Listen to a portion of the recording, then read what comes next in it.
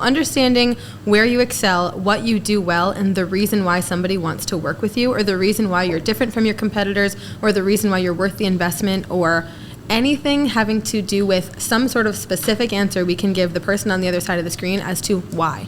Why would they choose you? Why are you worth it?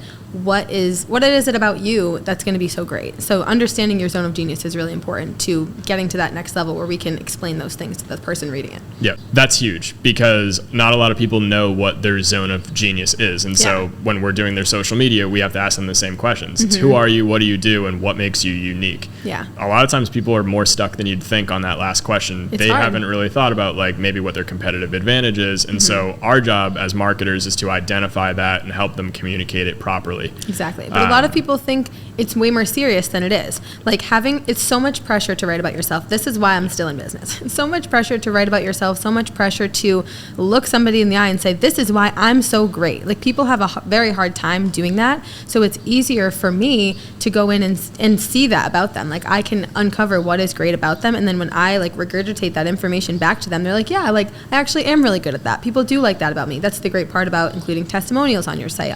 When I am researching to write about people, I'll look at what everybody else says about them, like the way that they choose to show up online versus the things that they say in my questionnaire, what they currently say about themselves, what they put in their emails. I look at all sorts of different things, everything their competitors are saying to see if we haven't said the same thing as them, or if there's something else that they mention that none of their other competitors do.